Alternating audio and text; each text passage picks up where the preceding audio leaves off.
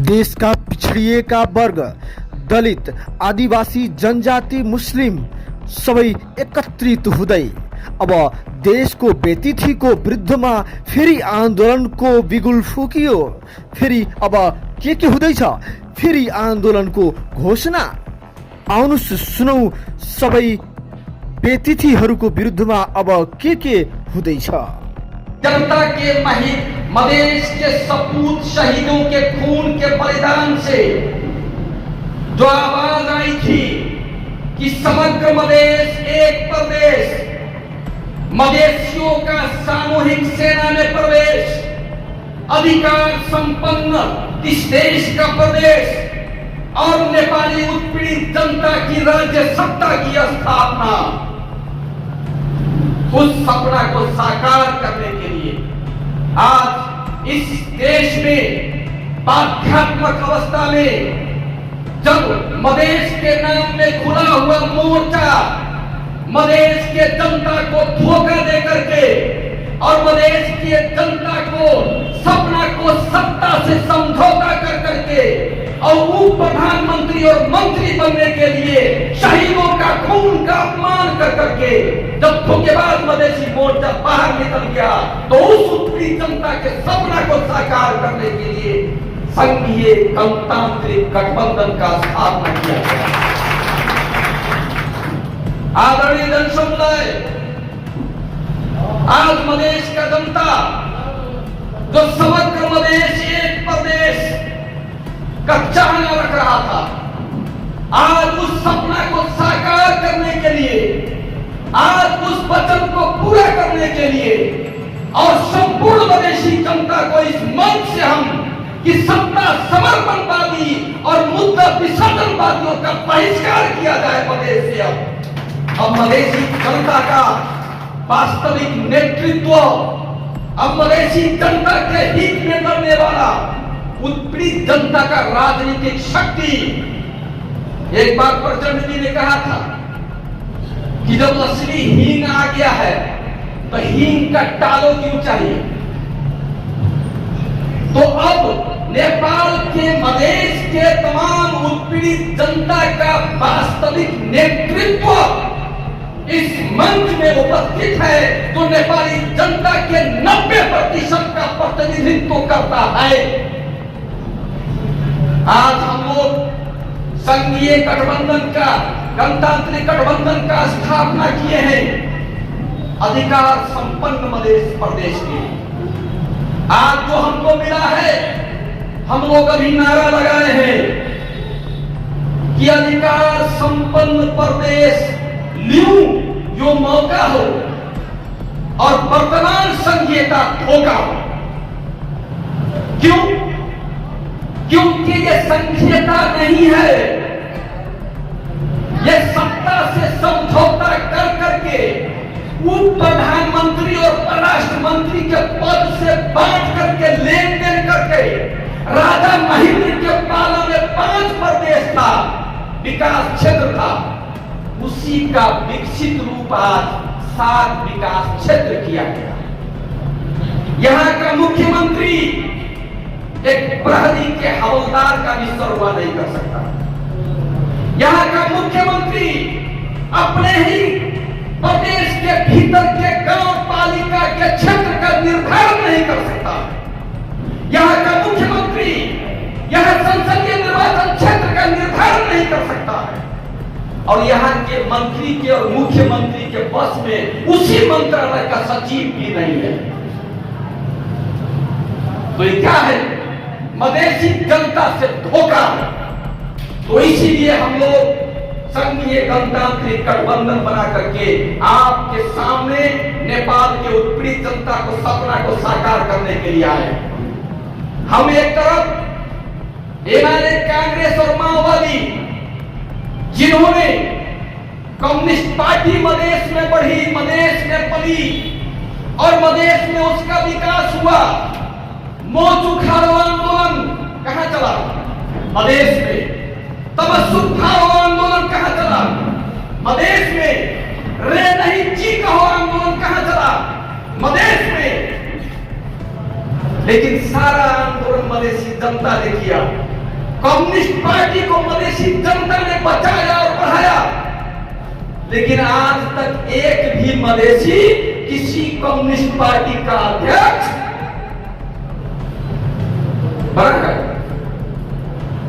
स्थायी कमेटी में गया, टॉप 5 टॉप 10 में गया, नहीं गया। मधेश के साथ धोखा किया गया। और सिर्फ मधेश के साथ नहीं, कम्युनिस्ट पार्टी जो वर्गीय मुक्ति आंदोलन की बात करती है, जो समानता और सामाजिक न्याय की बात करती है, लेकिन जब अपना उसका 2 तिहाई था संविधान सभा में, उस समय भी नेपाल के गरीब किसानों के लिए कानून नहीं बनाया गया। उस समय भी रोजगार की गारंटी की व्यवस्था संविधान में नहीं की गई। उस समय भी स्वास्थ्य की सुरक्षा की गारंटी संविधान में नहीं की गई। इसीलिए मैंने कहा कि ये कम्युनिस्ट नकली है, ये नकली मार्क्सवादी है। हमने कांग्रेस को भी देखा, एमआरए को भी देखा, माओवादियों को देखा। इन लोगों ने नेपाल के उत्पीड़ित जनता का शोषण किया और खास करके मधेश ये उपनिवेश रहा, मधेश उपनिवेश रहा। और मधेश क्या है? खाने ठाव है। सरकार को किसी हाकिम पर अगर माया लग गया, बेसी सेवा कर दिया, तो क्या कहता था? मधेश खाना का, उसको मधेश में खाने के लिए भेजता था। यह आंतरिक उपनिवेश रहा। तो हम लोग राज्य द्वारा जो भी मधेसी लगाए, नेपाल की आदिवासी जनजाति, नेपाल के दलित, नेपाल की महिलाएं और नेपाल का निषाद समुदाय, नेपाल का ओबीसी पिछड़ा वर्ग, नेपाल के मुस्लिम समुदाय, इन लोगों के ऊपर जो भी जुल्म हो रहा है, उसके खिलाफ संगठित होकर के संघर्ष करने के लिए हम लोगों ने क्या बनाया? संयुक्त जन जागरण अभियान हम लोग लेकर आए हैं और हम लोगों ने संघीय गणतांत्रिक गठबंधन का निर्माण किया। तो हम राज्य द्वारा जितना भी उत्पीड़न मधेश और उत्पीड़ित जनता का हो रहा है, उसके खिलाफ अपने संपूर्ण क्षमता से संघर्ष करेंगे, उसके खिलाफ लड़ेंगे। और ये कांग्रेस वाले माओवादी और कथित मधेशवादी जो आज 70 साल से नेपाल की जनता ने इन लोगों को नेपाल दिया कि लीजिए चलाइए, लेकिन इन लोगों ने क्या दिया? बेरोजगारी, भ्रष्टाचार, गरीबी, अशिक्षा, किसान का खेत सूखा हुआ, मल का समस्या, खाद का समस्या। हर दिन एयरपोर्ट में 20 को लाश विदेश से आ रहा। हमारे देश में रोजगार की व्यवस्था नहीं। हम पूरे दुनिया में अपनी मेहनत को बेचते हैं, अपने श्रम को बेचते हैं। इन लोगों ने हमें ये दिया। इसीलिए हम अब नेपाल में सुशासन की स्थापना के लिए, समानता के जग में नेपाल को खड़ा करने के लिए, संविधान में संशोधन करके नेपाली उत्पीड़ित जनता का अधिकार सुरक्षित करने के लिए आंदोलन करके नेपाली जनता के बल पर संविधान का संशोधन करेंगे। इसका मतलब उत्पीड़ित जनता का अधिकार का संरक्षण करेंगे। एक तरफ हमारी ये लड़ाई, दूसरी तरफ ये लोकतांत्रिक मधेसी लोकतांत्रिक मोर्चा में हम में क्या अंतर है कि हम धोखेबाज नहीं है। हम सत्ता से मुद्दा का समझौता नहीं करेंगे। हम भी सत्ता में जाना चाहते हैं, लेकिन जनता के मुद्दा को बेच कर नहीं। हम लोग एक तरफ राज्य द्वारा मधेसी जनता का जो उत्पीड़न हो रहा है उसके विरुद्ध में संघर्ष करेंगे, तो दूसरी तरफ मदेश में जो आंतरिक उत्पीड़न है, मदेशी जनता के भीतर आज भी मदेश के गांव के 90% लोग स्वतंत्र नहीं हैं, गांव के जमींदार के उत्पीड़न में हैं, उनका उत्पीड़न किया जा रहा है। तो जो वर्गीय उत्पीड़न में जो मदेशी है, उसके लिए ये संघीय गणतांत्रिक गठबंधन है। और दूसरा, मदेश के भीतर में जो दलितों का हाल बनाया जा रहा है, चाहे वो सिरहा के सदा हमारी 16 साल की बच्ची का बलात्कार हो और उसको दबाने का प्रयास किया, चाहे सरलाही के मालवा में पानी का हाहाकार है और एक दलित का बच्चा उस पानी प्यासों को पानी पिलाने के लिए जाता है टैंकर लेकर के, तो हमारे समाज के सभ्य लोग, कोई पहाड़ी नहीं है वहां पर, यही मदेशी उस दलित के बच्चा का अपमान करते हैं, उसको गाली गलौज करते हैं, उसको पीटते हैं। तो हम दलितों के ऊपर हो रहे अन्याय को ये संघीय गणतांत्रिक गठबंधन बर्दाश्त नहीं करेगा। होशियार हो जाओ। निषाद समुदाय 39 जातियां हैं उसके अंदर, और निषाद समुदाय के पहचान को अभी जो संविधान बना है उसमें कोई मान्यता नहीं दी गई है, निषाद आयोग नहीं बनाया गया है। संघीय गणतांत्रिक गठबंधन सत्ता में आने के बाद और सत्ता में जाने से पहले भी निषाद समुदाय के संवैधानिक पहचान के लिए और निषाद आयोग गठन के लिए संघर्ष करेगा और राज्य को झुकाएगा। यहां पर ओबीसी पिछड़ा वर्ग के लोग, उनके ऊपर जो उत्पीड़न हो रहा है, उनके पहचान को समाप्त किया गया है। ये संघीय गणतांत्रिक गठबंधन ओबीसी की पहचान और राज्य के हर निकाय में पिछड़ा वर्ग की जनसंख्या के आधार में समानुपातिक प्रतिनिधित्व को सुनिश्चित नहीं होगा, तब तक हम लोग चैन से नहीं बैठने वाले हैं। तो हम सार में आपसे ये कहना चाहते हैं कि ये गठबंधन एकल जातीय सांप्रदायिक राज्य द्वारा जो नेपाल के उत्पीड़ित जनता का उत्पीड़न हो रहा है, उसके खिलाफ भी संघर्ष करेगा। और ये गठबंधन मधेश के भीतर में जो आंतरिक उत्पीड़न हो रहा है, उसके खिलाफ भी संघर्ष करेगा। आप मुस्लिम समुदाय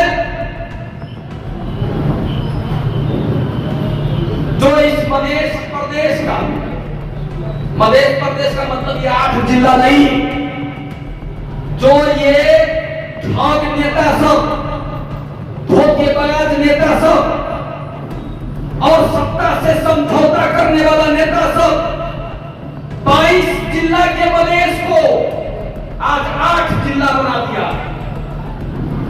ये किसके कारण से हुआ और क्यों हुआ, इसका जवाब मधेसी लोकतांत्रिक मोर्चा को, मधेश के जनता को देना होगा।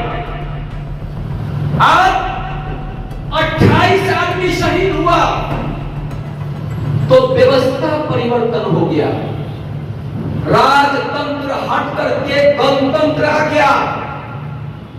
लेकिन 200 मधेसी सपूत शहीद करवा करके अरबों का संपत्ति मधेश में नुकसान करवा करके हजारों मधेसी सपूत सपूत अभी भी धूना में है, जेल में है, हजारों के ऊपर मुद्दा चल रहा है, हजारों अंग भंग हुआ। इसके बदले में मधेसी जनता को क्या मिला? आओ, ए लोकतांत्रिक मधेसी मोर्चा के नेता, आओ मधेश में और जवाब दो कि 200 मधेसी का बलिदान करवा करके तुमने मधेश के जनता को क्या दिया? एक खान प्रधानमंत्री अपने समधिनी को मानिए, अपने प्रेमिका को मानिए। आज इस मंच में शहीद के पत्नी ने कहा कि मधेश की सरकार बन गई, मधेश के लोग आधा सरकार केंद्र में चला रहे हैं। लेकिन किसी मधेश की पार्टी ने एक भी माननीय समानुपातिक में शहीद परिवार से दिया नहीं दिया। इनका जो मधेश का मूल नारा था वो समाप्त कर दिया गया है। तो आज नेपाल के मुसलमान, मैं इन पार्टियों में लगे मुसलमानों से पूछना चाहता हूं कि आपका मदरसा विधेयक आज से 7 वर्ष पहले मध्य प्रदेश के संसद में पेश हुआ था। क्या आपको मालूम है क्यों पेश हुआ था?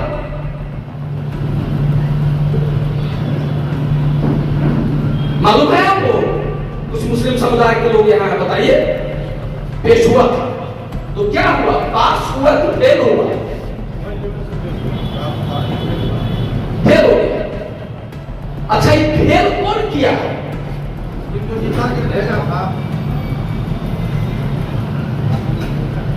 ये मदरसा शिक्षा विधेयक जो प्रदेश नंबर 2 के संसद में पेश हुआ, इसके पक्ष में कौन पार्टी वहां खड़ी हुई? कितने माननीय ने इसके पक्ष में वोट दिया? और ये आज तक पास क्यों नहीं हुआ? माननीय पूर्व मुख्यमंत्री लाल बहादुर राउत जी को जब अपना बहुमत सिद्ध करना था तो 2/3 बहुमत दिखाए। मदरसा विधेयक के लिए तो जमा 54 को माननीय चाहिए।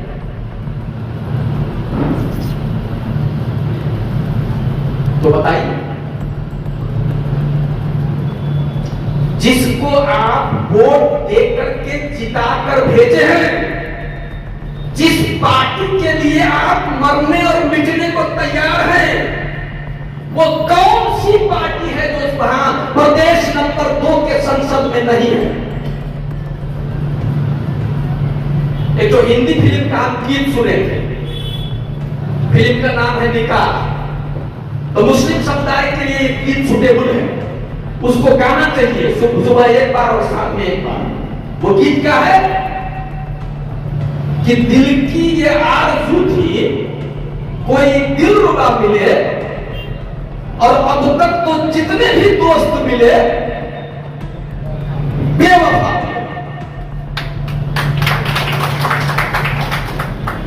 आपका विधेयक पास नहीं करता है, आप किस नैतिकता से उस पार्टी में लगे हैं? इसका जवाब आपको अपने समुदाय को देना होगा।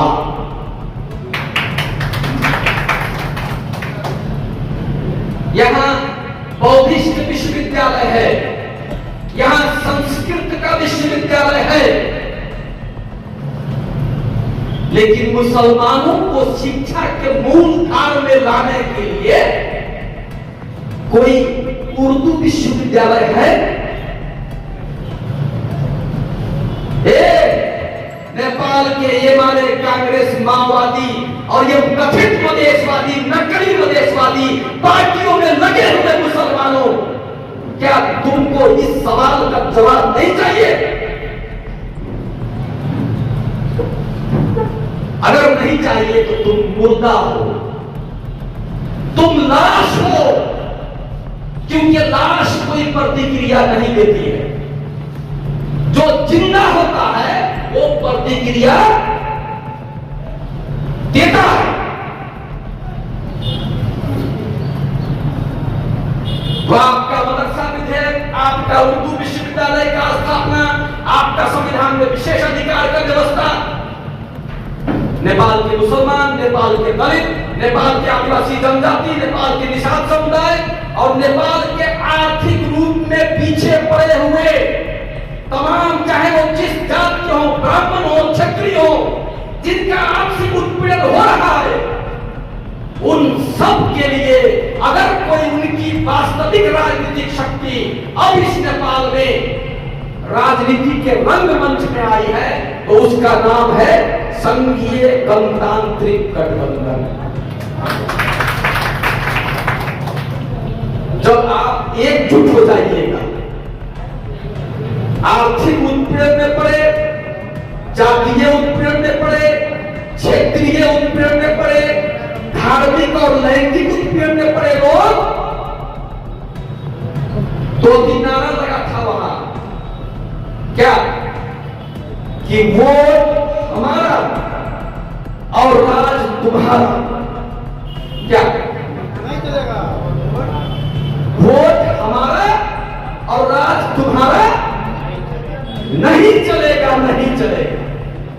तो मैं आपसे वादा करता हूं कि जितने लोग यहां जमा हुए हैं, अगर आप लोग वार्ड में जमा हो गए तो आप वार्ड अध्यक्ष बनिएगा, अगर आप नगर में जमा हो गए तो आप मेयर बनिएगा, अगर आप प्रदेश सभा सदस्य में जमा हो गए तो आप प्रदेश के माननीय बनिएगा, और संसदीय क्षेत्र में जमा हो गए तो आपके अलावा दूसरा कोई माननीय इस बार के धरती में नहीं बनने वाला। आप मुझे साथ दीजिए, मैं आपको आत्मसम्मान दूंगा। आप मुझे साथ दीजिए, मैं आपको वोटर और कार्यकर्ता से नेता बना दूंगा। आप इस गणतांत्रिक गठबंधन को साथ दीजिए, आपको रैती और शासित से इस प्रदेश का, इस देश का शासक बना दिया जाए, क्योंकि उसके लायक है, उसके हकदार है। इतना कहते हुए ये संघीय गणतांत्रिक गठबंधन जिला से होते हुए क्षेत्र में, क्षेत्र से होते हुए प्रदेश सभा सदस्य, निर्वाचन क्षेत्र में, प्रत्येक नगर पालिका में, गांव पालिका और वार्ड में आपके सामने अब आने वाला है। इसको बनाइए, इसको बचाइए और एक प्रदेश के और इस देश के तमाम उत्पीड़ित जनता का ईमानदार राजनीतिक शक्ति का निर्माण कीजिए। मैं पत्रकार मित्रों से भी आग्रह करता हूं कि आपका कलम अब नेपाल में उत्पीड़ित जनता के राज्य सत्ता के स्थापना के लिए उठना चाहिए। क्यों अभी तक के शासकों ने जो नेपाल का हालत किया है, अब नहीं लगता है कि जब तक ये बात और नेपाल के उत्पीड़ित जनता के हाथ में जब तक नहीं आएगी तो हम समानता के जग में खड़ा नेपाल, समृद्ध नेपाल और शांत नेपाल का सपना तभी पूरा होगा जब उत्पीड़ित जनता के हाथ में नेपाल की राज्य सत्ता हो। आफ्नो गाउँठाउँको सत्य तथ्य एवं निष्पक्ष खबरका लागि हाम्रो च्यानललाई सब्स्क्राइब, लाइक र कमेन्ट गरिदिनु होला। देश की धरती, मधेश की धरती मांग रही है वीरों का बलिदान। जागा जागा है मधेसी,